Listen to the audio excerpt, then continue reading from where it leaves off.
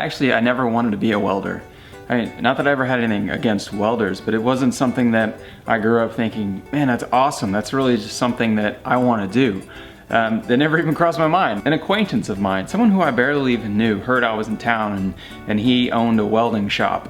And you know, he was the type of person who was always looking for kids to help. And he offered me a job, and which was crazy to me because I didn't know the first thing about welding. Like I said, I didn't know anything about it.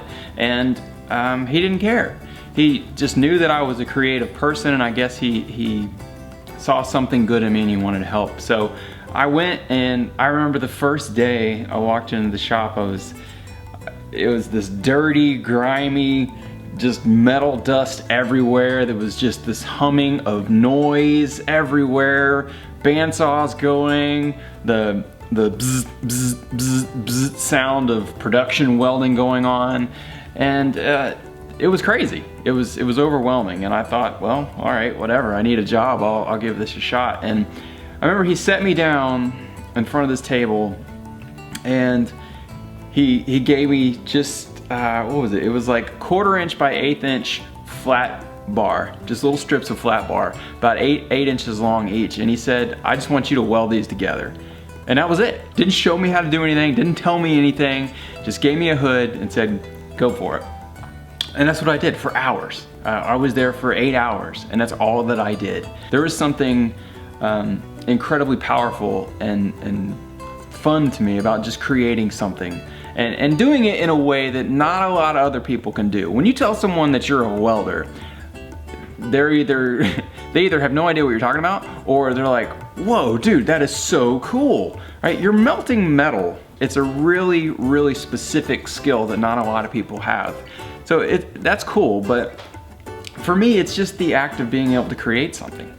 I didn't go to school for welding. Like I said, a guy found me and he hired me, and he taught me the basics. He taught me the basics, and I kind of built my skills from there as I wanted to learn how to do things. He taught me a lot about what was necessary and what was not necessary in welding, and the types of welding that we were doing.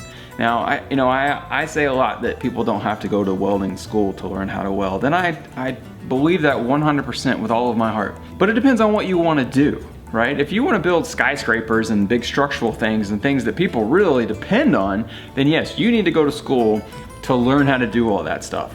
But if you just want to make things, make cool looking things, if you just want to make, iron railings or furniture or light fixtures, things like that, it's not something you need to go to school to learn how to do, right? You just need someone to teach you the basics of welding. And that's really all you need to learn how to do. And that's what I've built my career around, right? It's just those basics.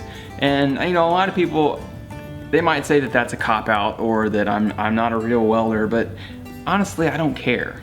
I really don't care, because I've built a fantastic career for myself in welding just by knowing those basics. That's what I like sharing with other people through these videos that we create here is, I'm not trying to teach people how to weld cars and things like that. I'm trying to teach people how to take something like welding and use it as a creative outlet, and also how to, make some money with that creative outlet on the side.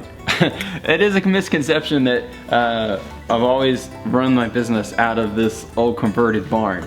That's not true at all. We used to have a big warehouse, had 8 employees. We made widgets. What we made was hot water heater stands back in the day. That was our old business. And we were the largest supplier of hot water heater stands in the Southeast. That sounds incredibly boring, but it was a big deal at the time. That went fantastic for several years. The business was great. And then almost overnight, that entire industry changed. And our things were no longer needed. And those were tough times. They really were. They were really tough. And I had huge debt, huge things to pay off. And we ended up having to sell our house, selling all our stuff just to pay off all that business stuff. And so it was tough. It really was tough. And the only things that I kept one welder, one angle grinder, a hood, and a tank. And that was pretty much all that I had, and some various hand tools like some hammers and clamps and things like that. But basically everything that it fit in the back of a pickup truck. And that's all I had out of a giant warehouse full of stuff. And I needed to find a place to work really quick, and since I had sold my house, I didn't have a garage, I didn't have any place to work. I couldn't afford to rent anything, and my in-laws had a barn. That is the barn that we are in today. And so I very quickly moved everything into here and just started, welding whatever side projects I could get and to try to rebuild what we had. And that experience taught me a lot. It completely changed my view on what you need to create and what you need to build a business and to really thrive. And that's why I've never left this barn. I love this barn. So, I guess the point is, and I hope this comes across in these videos that I make for everyone, is that you don't need a whole bunch of stuff, right? You don't need all of that stuff to create and to build a business and to do you, right? You don't need it all. I have 3 kids now, 3 kids and another one on the way, actually. The biggest thing I want for them to see out of what I do is not necessarily that I make sparks and I play with fire and make big bang noises and things like that. It's just that I was able to create something. I was able to build a life for myself that not only makes me happy, but it provides for them, and which makes them happy. Doing something that I wanted to do. What's my favorite tool? My favorite tool, my favorite tool is an angle grinder. But I have this joke where I always say that, like, even if I was a dentist, I would use an angle grinder on my patients. I love angle grinder, and that's a terrifying thought, isn't it? What's the one must-have thing in the shop? Coffee. I got it right here, coffee. My welding career has changed so much throughout the years, as each thing has led to another opportunity and another interesting thing for me to dive into and learn about. And I'm sure that's gonna continue to happen. So, I'm sure there's gonna be a point where I don't wanna do this anymore, but for right now